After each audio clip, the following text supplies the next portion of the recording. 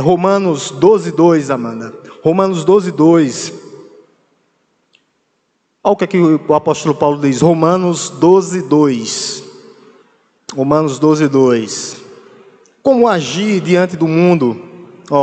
E não vivam conforme os padrões deste mundo, mas deixem que Deus os transforme pela renovação da mente, para que possam experimentar qual é a boa, agradável e perfeita vontade de Deus. Nós não podemos negociar a palavra de Deus, viver conforme os padrões desse século, porque senão nós estamos quebrando tudo que Deus manda que nós possamos fazer. Princípios, mandamentos, doutrinas bíblicas. Há uma diferença entre doutrina, que é o que está na palavra de Deus escrito, e costumes. O que é que nós vemos na palavra de Deus? Quando nós percebemos os fariseus, eles tinham os costumes deles. Um exemplo, está lá em Mateus 15:2, né? Que os fariseus dizem, mas os seus discípulos não lavam as mãos? Então, lavar as mãos antes de comer é um costume. Claro que para higiene eu posso lavar minhas mãos toda vez que eu comer, né? Mas aquilo ali é um costume. Há alguns costumes em algumas igrejas. Os homens têm que tirar a barba para pregar em algumas. Isso é um costume, não é doutrina. Diferente de doutrina. E é interessante que Jesus, no versículo 3, 15:3, Amanda, ele diz assim, ele responde à hipocrisia desses fariseus, ao que ele diz. Jesus, porém, lhes respondeu, porque vocês também transgridem o mandamento de Deus, por causa da tradição de vocês. O que era que eles faziam? Eles pegavam e diziam, não, eu não posso ajudar meu pai e minha mãe, porque eu estou trazendo uma oferta alçada à igreja. E Jesus disse, vocês são hipócritas, vocês não estão honrando o pai e mãe de vocês, porque vocês estão dizendo que estão levando a oferta para a igreja, mas vocês não honram o pai e mãe. Então há uma diferença entre costume e tradição, e esses costumes podem nos trazer, às vezes, e nos tornarmos hipócritas, e nós temos que ter cuidado, porque doutrina é totalmente diferente. Princípios, doutrinas, é o que está na Bíblia, foi estabelecido por Deus, são inalteráveis, são imutáveis, eu não posso mexer, nem que me prenda, o que está aqui eu não posso alterar, eu não posso modificar, eu não posso adulterar. Não tem a gasolina adulterada? Que vai fundir o motor do carro. Se você adulterar, você vai morrer espiritualmente. Se você adulterar, você vai morrer espiritualmente. E o que foi que aconteceu com Pedro e João? Foram presos. Atos 4. Foram presos, mas não deixaram de falar das coisas que viram e ouviram. Mesmo que nós formos presos, nós não adulteramos, nós não incluímos nada do que está na palavra de Deus. Ela é sagrada para os crentes. Mesmo que formos presos, nós não adulteramos. Por isso esses princípios nos traz para a palavra de Deus. Princípio, e ele começa aí, sua Bíblia ainda está aberta, né?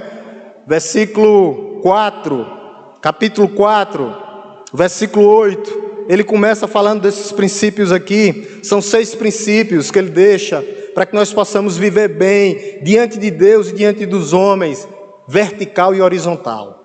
O primeiro, ele diz, finalmente, irmãos, tudo que é verdadeiro. Ele começa falando da verdade. O Espírito Santo, ele nos controla, ele nos conduz para que nós possamos viver com a verdade de Deus. Essa verdade de Deus, essa verdade que desceu do céu. Porque há muitas coisas no mundo que são ilusórias, passageiras e enganosas. E que pode estar nos levando a uma decadência. Há caminhos que para o homem pode até parecer bom, mas lá no final deles são morte. E nós temos que ter cuidado. Essa verdade de Deus, o apóstolo Paulo vai dizer, porque nada podemos contra a verdade, senão em favor da verdade. A verdade de Deus, ela tem que prevalecer. E nós temos que ser verdadeiros diante dos nossos irmãos, sempre com a verdade em amor. sempre em amor, com a verdade de Deus. Nós temos que seguir a verdade de Deus, porque pode acontecer, como aconteceu, sim, com Safiras e Ananias, por causa de uma mentira. Eles foram punidos por causa de uma mentira, Safira e Ananias. Então, a igreja tem que ficar atenta, porque a igreja, ela tem que andar com a verdade de Deus, com a verdade de Cristo. E essa verdade, ela vai prevalecerá. O próprio Jesus disse: eu sou a verdade. Eu sou o caminho, a verdade e a vida. E essa verdade da doutrina, para que nós possamos ir bem na vertical e na horizontal. Esses são os princípios que devem reger as nossas vidas. Aqui tem alguns, são 6. E é essa verdade. O apóstolo Paulo também, ele diz assim: mas seguindo a verdade em amor. Por isso tem que ser em amor. Seguindo a verdade em amor. Implica dizer até o meu tom de voz que eu tenho que falar. Porque a minha verdade às vezes pode ser verdade, mas eu estou com um tom de voz tão alterado que torna essa verdade uma falta de amor. Então, é interessante que o apóstolo Paulo diz: seguindo toda a verdade em amor. Aí ele vai mais longe e diz: crescemos em tudo naquele que é o cabeça, que é Cristo. Ele diz isso aí lá em Efésios, tá? Não está aqui. Eu só trouxe para a gente percebermos o quão é importante o princípio da verdade, o crente estar com a verdade. Quando o apóstolo Paulo diz: nada mais que a verdade, senão em favor da verdade. Então a verdade de Deus tem que prevalecer, e nós temos que andar com a verdade. Segundo princípio bíblico que ele traz, ou doutrina, para que nós possamos viver bem aqui, no versículo 4, só o versículo 8, ó. Tudo que é verdadeiro, tudo que é respeitável. Tudo que é respeitável aqui, tem algumas versões que tem tudo que é honesto, tudo que é nobre, ou tudo que é respeitável. É interessante que a palavrazinha no grego aqui, é uma palavra que dá a entender assim, é como se eu vivesse, tudo que é respeitável, né? Tudo que é respeitável, é como se eu vivesse direto, essa palavra, dentro do templo de Deus. Como nós estamos aqui agora, nós não somos templo, a nossa vida tem que ser assim. É isso que a palavra significa. Como nós estamos agora, concentrados, respeitando esse momento. Então, eu tenho que viver assim. Tudo que é respeitável implica dizer que alguém que vive todo o tempo como se fosse no templo de Deus, como nós estivéssemos no templo de Deus. Então, isso significa uma coisa muito importante, que um crente, ele não pode ser um crente que tenha duas vidas paralelas, né? Que tem um crente dentro da igreja e tem um crente fora da igreja, né? Quando sai da igreja, quando está dentro da igreja é uma coisa, quando sai para fora da igreja é outra totalmente diferente. Então, não pode haver dicotomia, não pode haver coisas paralelas entre o crente. O crente é o que é aqui, é o que é fora de Deus. Então eu tenho que viver um modo honroso, respeitável. Isso, como eu estou vivendo aqui agora, como eu estou nesse momento agora, aonde minha cabeça está nesse momento agora, está aqui, de modo respeitável, é isso. E é interessante que o apóstolo Paulo, ele vai dizer, antes da gente ir para o terceiro ponto, que lá em Efésios também, que nós temos que viver de modo digno. E é isso que o apóstolo Paulo está trazendo aqui para nós. Não pode existir duplicidade na vida cristã. Ora, eu sou crente dentro da igreja, fora da igreja eu sou corrupto com os meus negócios. Ora, eu estou dentro da igreja e fora da igreja eu trago minha esposa. Ora, eu estou dentro da igreja, quando eu estou em casa, eu estou assistindo pornografia. Ora, eu estou dentro da igreja e sou uma coisa, quando eu estou dentro de casa eu bato na minha esposa. Ora, eu estou dentro da igreja, quando eu estou fora da igreja, eu sou um corrupto. Não pode haver dicotomia, meus irmãos. Crente, lavado com o sangue do Cordeiro de Deus que tira o pecado do mundo. Não existe dicotomia na vida cristã. Você é o que é, porque Deus lhe fez assim. Então você não pode mudar com os acasos. Porque teve um problema, eu faço cara feia para o irmão. Porque teve um problema no casamento, eu faço cara feia para a irmã. Não é assim. Não existe duplicidade ou dicotomia na vida cristã. Você tem que ser o que você é aqui, como você vive lá fora das quatro paredes. Esse é o modo de viver. Essa é a mensagem que Deus está trazendo. Nós temos que viver de modo digno. Não pode existir duplicidade. Eu saio, eu furto, eu tomo o que é dos outros. Não. Cristianismo é modo de viver, modo de se comportar, modo de falar, modo de se vestir. Mulheres, sim. Isso é cristianismo, é mudança, é transformação. Transformação de caráter, ele muda, transforma de dentro para fora. Eu não posso ser mais o que eu era antes e viver como eu vivia antes. Não é assim. É modo de vida. Terceiro modo que nós devemos viver: tudo que é verdadeiro, tudo que é respeitável, nós falamos agora tudo que é justo. É interessante também a palavrinha aqui, no grego, que ele traz a intenção de dever assumido e realizado. Eu sou justo no que eu faço, porque eu fiz aquele compromisso e eu realizei. Justo. E a palavra traz aqui justo também na vertical e horizontal, diante de Deus e diante dos homens. Vocês lembram como era que Jesus crescia? Em graça, estatura e conhecimento, diante de Deus e diante dos homens. É assim que nós devemos andar, justos. A justiça de Deus. Mas não há um justo, nenhum sequer. Como é que fica isso? Nós fomos justificados pela fé, e Deus nos tornou justo agora.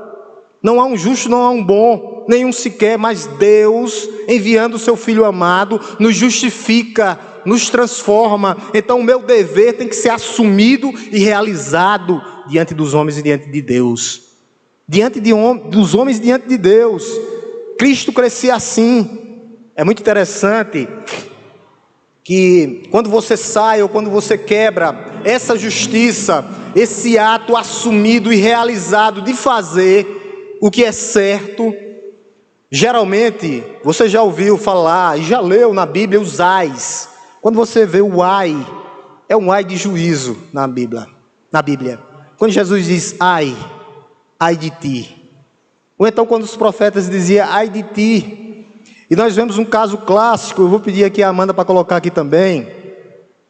Quando esse povo, ele quebra essa lei de Deus, e esse ai de Deus vem contra esse povo. Eu vou pedir a Amanda para colocar em Abacuque 2. São os 5 ais de Abacuque, é muito conhecido os ais de Abacuque. E são ais de juízo. Ais de juízo, por quê? Porque esses homens, eles deixaram de ser e de fazer o que era justo diante de Deus. E toda vez que nós quebramos isso, os ais vão vir sobre nós. Por quê? Porque Deus é justo, Ele corrige, Ele traz para o crivo dele novamente o cristão, para nos colocar no caminho correto, porque nós estávamos andando por caminhos tortuosos. Os 5 ais de Abacuque aí, vai do verso 6, irmã Amanda, até o 10. Começar com o primeiro ai aí, ó. Esse povo, eles quebraram, tá? Abacuque diz assim, ó: não é de fato que todos esses povos proferiram contra ele um provérbio, um dito, um tom de zombaria? Ai daqueles que zombam do povo de Deus.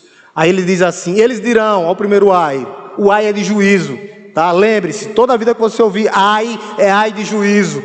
Ai de dor mesmo, que vai vir o juízo de Deus. Ele diz: ai daquele que acumula o que não é seu, até quando? E daquele que se enche de coisas penhorosas.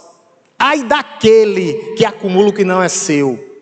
O juízo virá sobre ele, porque ele não está sendo justo diante de Deus. Ele está pegando o que é do outro, e o juízo virá.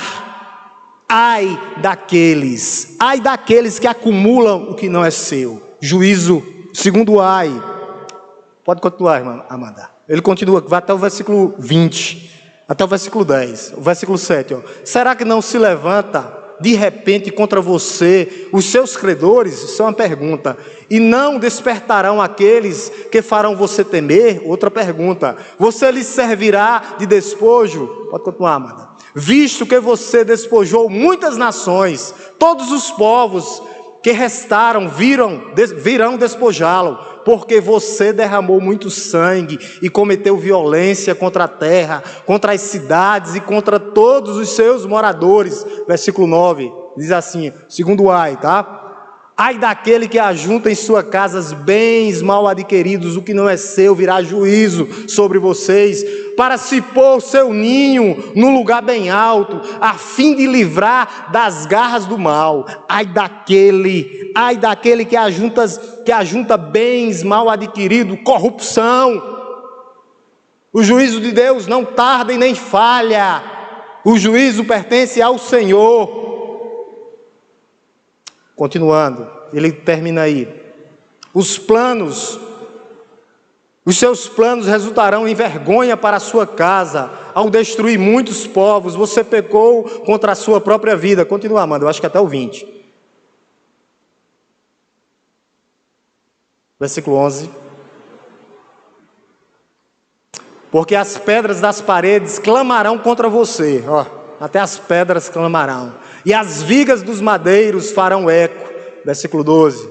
Terceiro ai. Ai daquele que edifica uma cidade com sangue e a fundamenta na iniquidade. Ai daqueles violentos. Ai daqueles que assassinam. Serão julgados e punidos.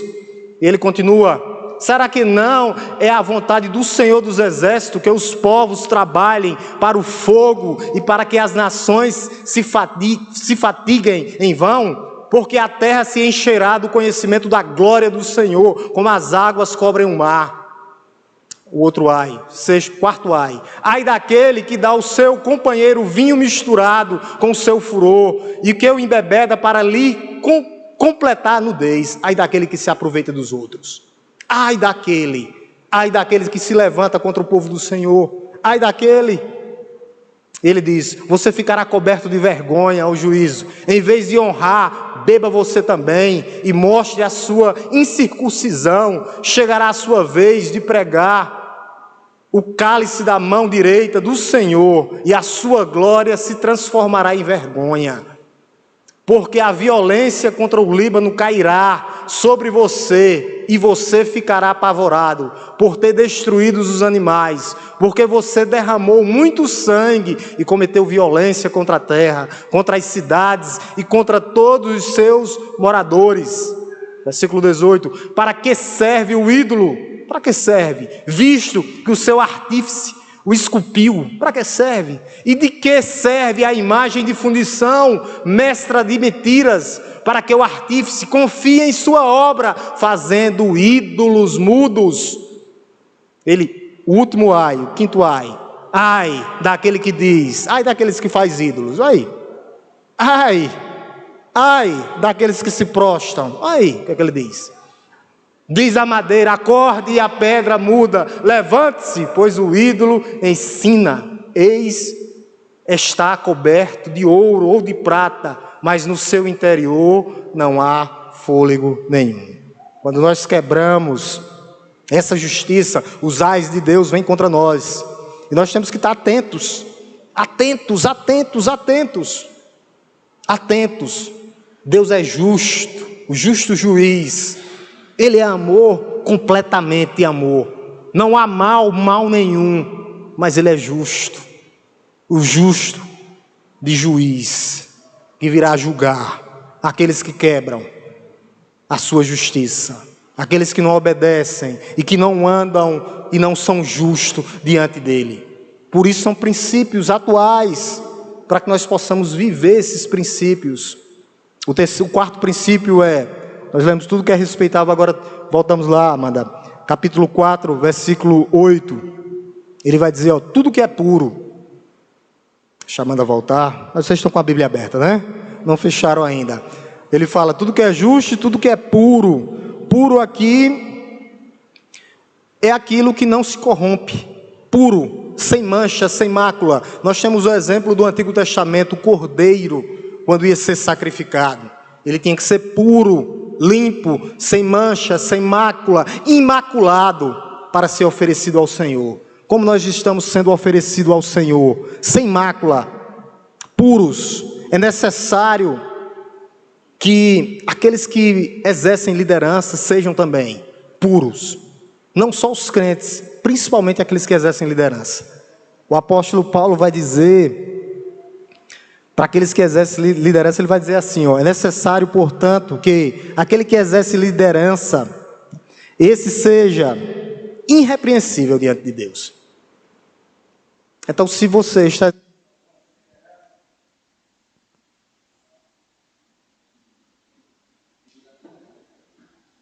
Se você está exercendo alguma liderança, você tem que ser puro também. Puro diante de Deus. Puro diante de Deus. Puro.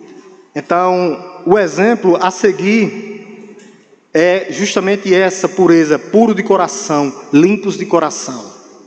Limpos de coração. Como é que está o nosso coração? Puro, limpo? Ou existe algum restíciozinho ainda? Às vezes contra o meu vizinho, contra o meu irmão, eu não perdoei de fato, de verdade, meu coração está puro, limpo. Como é que eu vou exercer uma autoridade se eu não gosto de um irmão? É difícil, né? Complicado. Se eu não pedir perdão ao irmão, se eu não me reconciliei com o irmão, se o meu coração ainda tem mancha, mácula, se meu coração ainda está dolorido, ou existe algum restíciozinho, alguma coisa que me impede verdadeiramente de estar limpo e puro diante de Deus. Se nós não estivermos, hoje é a noite, peça perdão primeiro a Deus. Se você tem alguma coisa contra o seu irmão, contra a sua esposa, no ambiente de trabalho, na sua casa, contra o seu filho, ou seus pais, eu não sei. Essa é a noite para você ir até ele ou até ela e pedir perdão. Independente se você exerce essa autoridade dentro da igreja ou não. A autoridade vindo de Deus. Essa é a autoridade verdadeira. Quinto princípio bíblico. Depois que ele diz tudo que é puro, ele traz aqui tudo que é amável. Continuando aí, tudo que é amável, depois lá. Tudo que é puro, tudo que é amável. Então, tudo que é amável, algumas versões têm tudo que é agradável, amável, né? E aqui tem uma coisa também a ver com isso que eu estava falando. Tem pessoas que vivem com coração, com ranço no coração. Ranço no coração, que tem um coração que só pensa em vingança, que atraem a amargura. Muitas pessoas vivem assim. Muitas pessoas vivem assim. E nós temos que ter muito cuidado com o nosso coração, porque ele é enganoso. Ele é enganoso. Então nós estamos atraindo o que é coisas boas, coisas amáveis, coisas agradáveis, ou nós estamos atraindo coisas que não agradam a Deus? Amargura, ressentimento, angústia. Não tem coisa pior, meu irmão. Se você tiver alguma coisa desse tipo no seu coração, você tem que se livrar disso nessa noite. Porque isso aqui é um princípio que norteia as nossas vidas como cristão. Tudo que é amável. Claro que vai ter hora que você vai, sair do controle. Ou como as mulheres dizem, sair do salto, né, mulheres? Mas depois volta de novo, bota o pé no sapato de novo para seguir em frente. Tudo que é amável, tudo que é agradável. O que é que agrada a Deus? O que é que está agradando a Deus? Eu estou cheio de ressentimento, de amargura. Eu sou uma esponja, como diz pastor Hélio. Cheio, é quando você pega e espreme, ela vai derramar. Acumulando, acumulando. Eu não posso ser um acumulador, não, de jeito nenhum. Nós temos que viver dessa forma que agrada a Deus, de forma agradável, de forma amável. É isso mesmo, é amar mesmo. Amar, independente. Jesus disse que nós temos que amar até os nossos inimigos, quanto mais o seu irmão que está do seu lado. Amar, é esse sentimento, é esse perfil que o crente tem que ter. E amor, porque o amor cobre uma multidão de pecados. O amor cobre uma multidão de pecados. O amor de Deus em nossos corações verdadeiramente. Não vai existir amargura, não vai existir desentendimento, pode até ter, mas depois ele é aprumado, o prumo de Cristo vem e a gente volta atrás e novamente confessa o que está fazendo de errado. Então nós temos que vir, ser trazidos para essa forma agradável de viver a Deus. E o sexto, ele termina dizendo, sexto princípio está aí: tudo que é amável, tudo que é de boa fama. Tudo que é de boa fama. Como está a nossa reputação? Como é que está a nossa fama? Como é que está a nossa reputação? Não, mas eu só quero saber o que agrada a Deus. Eu só faço o que agrada a Deus. Jesus crescia em graça, sabedoria e conhecimento, diante de Deus e diante dos homens. Como é que está a nossa reputação na nossa vizinhança? É um crente? Não. É um homem de Deus? É uma mulher de Deus? Como é que está a nossa reputação? Diante dos irmãos. Como é que está nossa reputação? Como é que eu estou vivendo diante de Deus? Com honra ou desonra? Como é que eu estou vivendo? Como é que está a minha vida? Como é que está a minha reputação? Como é que está o meu testemunho diante das pessoas? Como é que está a minha reputação? Como é que está o meu testemunho? É interessante que o apóstolo Paulo ele vai dizer assim, lá em 1 Timóteo 3,7, é necessário que ele tenha um bom testemunho dos de fora. Isso estava trazendo para Timóteo, a fim de não cair no opróbrio, a fim de não cair na desonra, na humilhação ou na chacota. Por isso nós temos que ter boa reputação, sim, diante de Deus e diante dos homens. Abraão era respeitado no meio do povo pagão, respeitado no meio do povo pagão, por causa da sua postura diante de Deus. Ele foi conhecido como amigo de Deus, ele era respeitado no meio dos pagãos. Abraão era respeitado no meio do povo pagão. Nos lábios de Jesus, sabe o que é que você é? Sabe o que é que você é nos lábios de Jesus? Você é sal e luz. Você é luz do mundo e sal da terra. Nos lábios de Jesus você é sal e luz. Você tem que se lembrar disso. Como está o nosso testemunho fora das quatro paredes? Como nós vivemos? Esse é um princípio que deve reger as nossas vidas. Boa ou má fama, dentro e fora da comunidade, dentro e fora da igreja. Como está o nosso relacionamento? Eu tenho que pensar nessas coisas e trazer. Ele deixou 6 princípios aqui para nortear em o que devemos pensar, fazer e agir. É isso que Paulo diz. Eu vou só repetir os 6 princípios. Ele diz assim: finalmente, irmãos, tudo que é verdadeiro, tudo que é respeitável, tudo que é justo, tudo que é puro, tudo que é amável, tudo que é de boa fama, se há alguma virtude, se há algum louvor existe, seja isso o que ocupe o pensamento de vocês. O que é que está ocupando nos nossos pensamentos? É essas virtudes aqui, para vivermos bem diante de Deus, vertical e horizontal, diante dos homens, ou não? Se não for, nós temos que repensar as nossas vidas e tirar esses princípios como aplicação, para que nós possamos viver bem aqui na terra. A carta é muito rica essa carta de Filipenses. Eu vou terminar trazendo só algumas aplicações da própria carta para as nossas vidas, para que nós possamos pensar um pouco, quando nós sairmos fora dessas 4 paredes hoje, para que nós possamos analisar as nossas vidas, para que nós possamos pensar de que modo nós estamos vivendo, em quem nós estamos pensando, o que nós estamos fazendo. Eu trago algumas coisas da própria carta, que a carta é muito rica. É interessante que, ou da cidade, né? Foi nessa cidade aqui de Filipos, onde o apóstolo Paulo pregou a primeira vez. Ele prega, passa, não a primeira vez, ele passa em Filipos, e ele prega para uma mulher chamada Lídia, e Deus abre o entendimento de Lídia, e Lídia é convertida. Então a primeira aplicação que eu quero falar para você nessa noite é isso, para que nós possamos pensar nos princípios. Nós estamos pregando a palavra de Deus para as outras pessoas, como Paulo pregou para Lídia, e Deus abriu o entendimento de Lídia, e Lídia foi convertida. Lídia, que tinha um padrão alto, mulher, vendedora de púrpura, prega o evangelho para Lídia, e Lídia foi convertida. Às vezes nós não estamos fazendo nem o dever de casa, nem pregando para a nossa família. Como é que eu prego para a minha família? Fale do amor de Deus.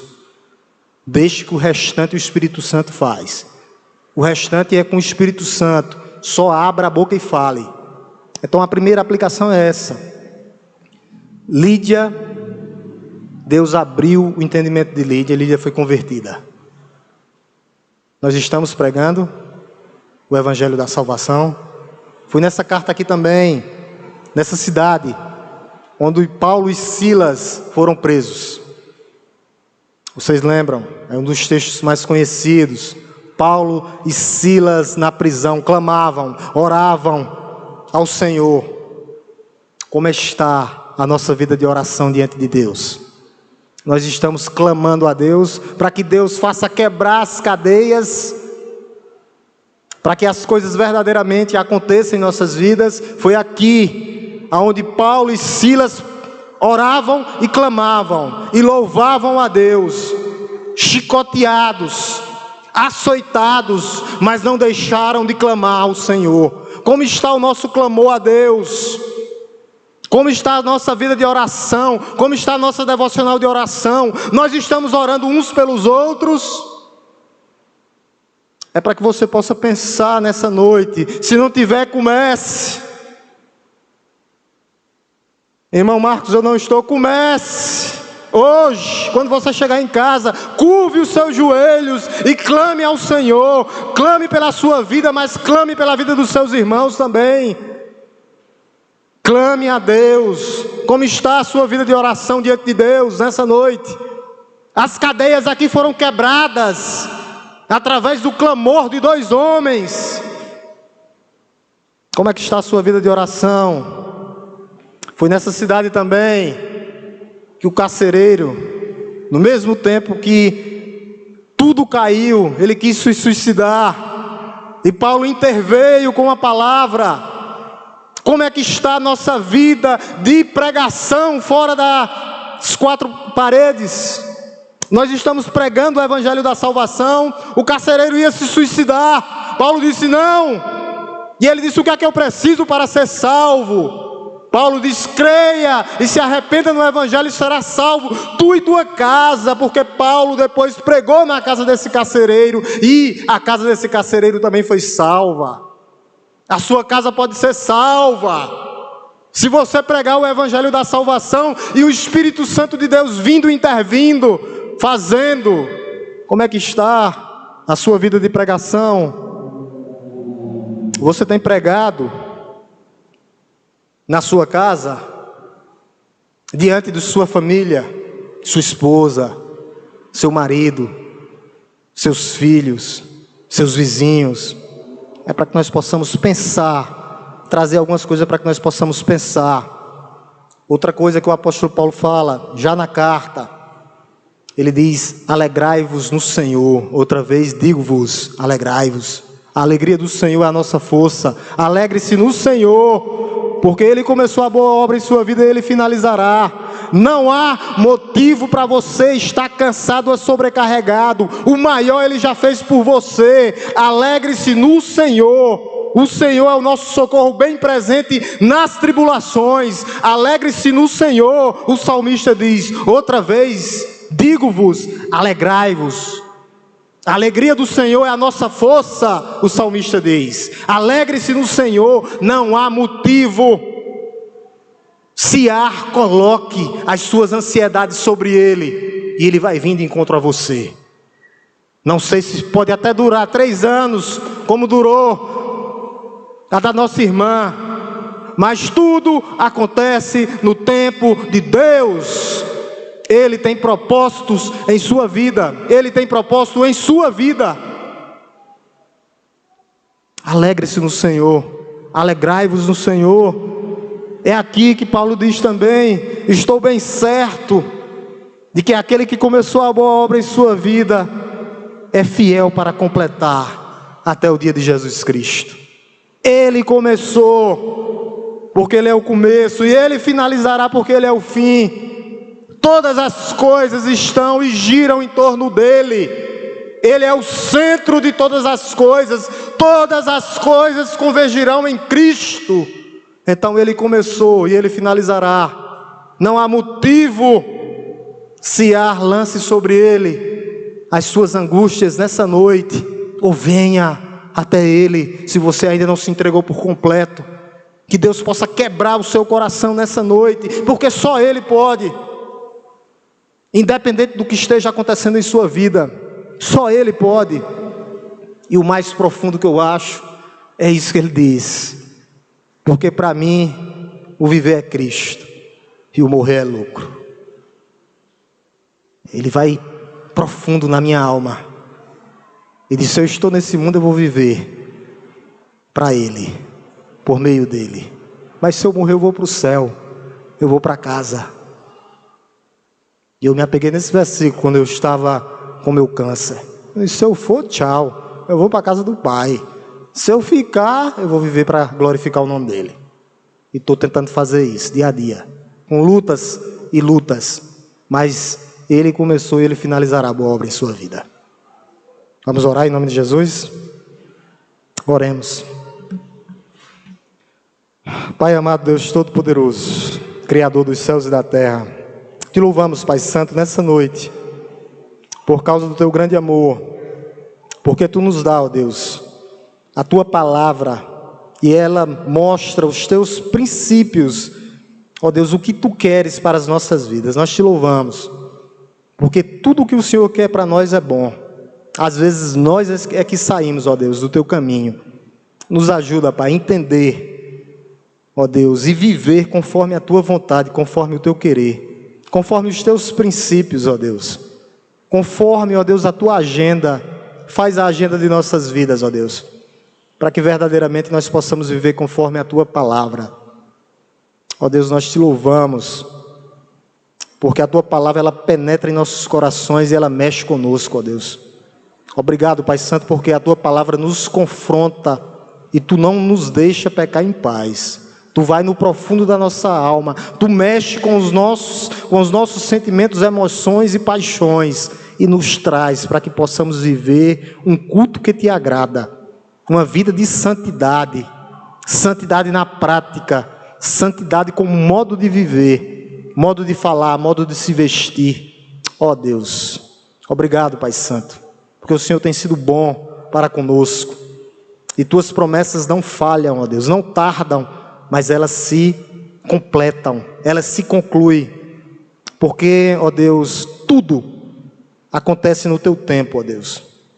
E nós colocamos, ó Deus, nesse momento agora, as nossas vidas em Tuas mãos, ó Pai, para que Tu possa direcionar as nossas vidas, para que verdadeiramente nós possamos viver conforme a Tua vontade e o Teu querer, não conforme as nossas inclinações.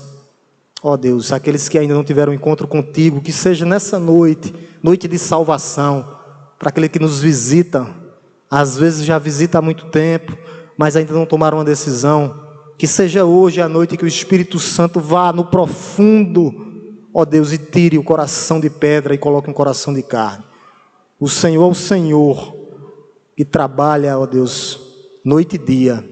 Ó Deus, muito obrigado pelas nossas vidas. Nos colocamos diante de Ti nessa noite como pequeninos diante de Ti, pecadores ainda, Deus. Pedimos perdão pelos nossos pecados. Toda vez, ó Deus, que nós quebramos a Tua lei, que ofendemos a Tua santidade, que vamos de encontro com a Tua palavra. Obrigado, Senhor, porque o Senhor nos traz para o trilho novamente. O Senhor direciona as nossas vidas, cuida também de nossas casas, ó Deus, nossos familiares. Ó Deus, intervenha, ó Deus, para aqueles que estão doentes, que o Senhor possa sarar o que está, ó Deus, doente, que o Senhor possa curar aquele que está cansado, sobrecarregado, que o Senhor possa colocar de pé novamente. Ó Deus, continue abençoando a tua igreja, ó Deus, para que tua igreja seja uma igreja viva, cheia do Espírito Santo de Deus. Ó Deus, nos dá ousadia para que nós possamos pregar e viver conforme o que tu queres, não conforme a nossa vontade, porque a nossa vontade não é boa, mas a tua é boa, perfeita e agradável. Obrigado, Pai, pela vida da tua igreja. Abençoa, Pai Santo, a ida do teu servo, pastor, ele até Recife. Traga-o em segurança também, ó Deus. Abençoa, ó Deus, esse final de semana, onde nós teremos a conferência dos jovens. Que seja, ó Deus, honra, ó Deus, para o teu nome, que teu nome seja glorificado através das mensagens, da palavra, do grupo de louvor, daqueles que vão dirigir. Abençoa a tua igreja, Pai Santo. Tudo isso nós te pedimos e já te agradecemos, no nome santo e poderoso de Jesus. Amém? Deus nos abençoe, meus irmãos. Até sexta, culto de oração, não é, irmão aí? Culto de oração, não perca. Como é que está a sua vida de oração? Culto de oração, sexta-feira.